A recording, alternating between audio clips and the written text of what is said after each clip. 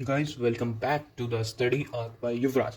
तो यार जिसने मेरी वीडियोस देख रखी थी लाइक इंट्रोडक्शन वाली वीडियो देख रखी है तो वेल एंड गुड, नहीं देख रखी तो like once more this is like JEE dropper Yuvraj presenting my JEE जनरी इन फ्रंट ऑफ यू। तो यार लास्ट वीडियो मैंने शॉर्ट इंट्रोडक्शन दिया था about myself and like इस वीडियो का सिर्फ एक ही पॉइंट है, like what is my current situation of my studies and what were the further plans about my execution of like studies, क्या मेरा रहेगा प्रॉपर प्लान।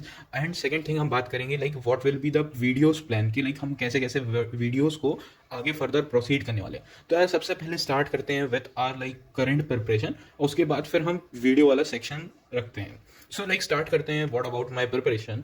तो लाइक लास्ट 2 मंथ्स बच रखे हैं, सो हमें सबको पता ही है। तो and this is like the panic situation. तो यार मैं अपने बारे में बताऊँ तो like I have enrolled my self in offline centre. तो यार मुझे वहाँ पे लाइक मेरा मॉर्निंग वाला जो स्लॉट होता है तो वहाँ पे मुझे 6 आवर्स डिवोट करने पड़ते हैं and rest of the time we have for our self study. Second half जिसे कहते हैं हम डे का, वो मेरे पास होता है। तो लाइक मेरा सिंपल सा प्लान कुछ ऐसा था, लाइक ये प्लान मेरा दिवाली के पहले से चल रहा हुआ है तो मैं वहीं से बताता हूँ। तो लाइक मैंने अपनी प्रिपरेशन को 3 फेजेस में डिवाइड किया था, like phase 1, phase 2 and phase 3। तो जो हमारा फेज 1 था ना वो अक्टूबर से लेके नवंबर तक का था, 1 अक्टूबर से लेके 31 अक्टूबर, है ना। और फिर सेकेंड जो फेज है ना वो अक्टूबर से पूरा अक्टूबर हो गया हमारा और फिर नवंबर में चलता है। एंड जो फेज 3 है वो दिसंबर का था प्रॉपर। तो लाइक अगर आप प्लान के हिसाब से देखो तो लाइक हमने फेज 1 क्रॉस कर रखा है and like we are on the phase 2।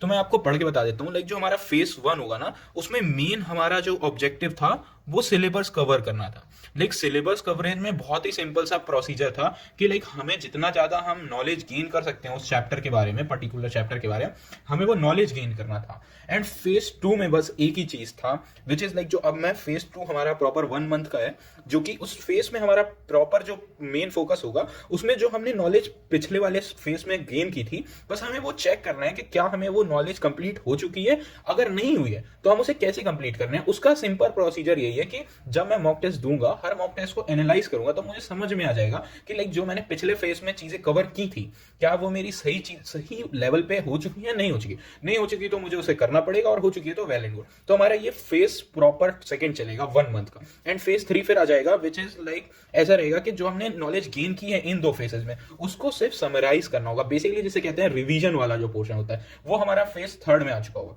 तो लाइक फेज 1 को कवर करने का मेरा सिंपल प्रोसीजर एक ही था कि लाइक मैंने अपने तीनों सब्जेक्ट के लिए प्रॉपर एक एक टीचर को डिवोट किया था कि मैं अगर यूट्यूब से पढ़ने वाला हूँ, इन चीज़ों को कवर करने वाला हूँ, मैं अपने बैकलॉग्स वगैरह चीज़ों को, तो मैं कहाँ से करने वाला हूँ उसका सिंपल प्रोसीजर था। इन चैनल से मुझे वन शॉट देखना है, थ्योरी कवर करना है जो मैंने ऑलरेडी लास्ट ईयर भी कर रखी थी, और फिर नोट्स मेरे पास थे तो बस उसको थ्योरी के टाइम पे ही नोट्स शॉर्ट नोट्स को रिवाइज करना है। और उसके बाद पीवाईक्यूज करने हैं। पीवाईक्यू का मेरा मेथड सिंपल था कि पीवाईक्यू मैं लर्निंग मोड में करूंगा, जेईई मेंस 2020 के और 21 के मैं लर्निंग मोड में करूंगा, और सॉल्विंग मोड में करके 2025 और 2024 के मुझे सॉल्व करना है खुद के हाथ से।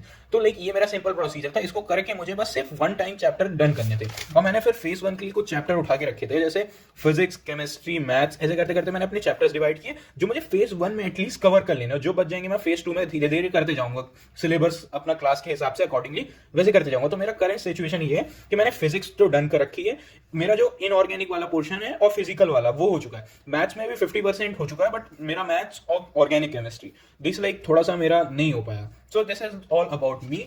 व्हाट अबाउट, और उसके बाद फिर हम बात कर लेते हैं एंड लाइक अब बात कर लेते हैं इस मंथ का प्लान क्या है।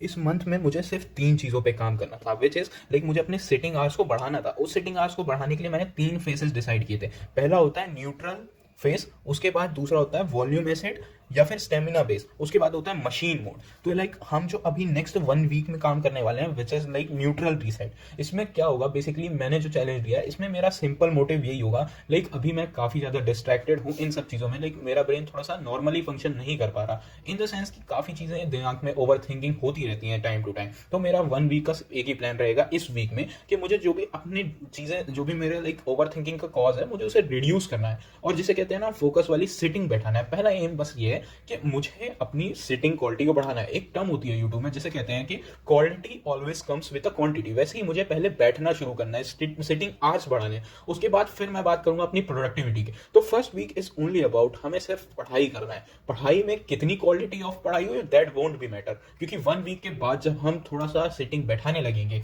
और जो हमारे डिस्ट्रैक्शंस हैं जैसे लाइक जो रील्स वगैरह है, शॉर्ट्स वगैरह है, इन्हें जब हम रिड्यूस कर देंगे, समझ रहे हो, एंड उसके बाद जब हम अपने नेक्स्ट वीक में आएंगे करेंगे दैट विल बी इनसेंस। तो यही रहेगा शेड्यूल, और टाइमिंग्स वगैरह मैं आपको बता दूंगा रेगुलर वीडियोस कितने टाइम पे अपलोड होंगी। सो दैट्स ऑल दो, एंड आप लोग भी बताओ how was your studies going and what you want next from me.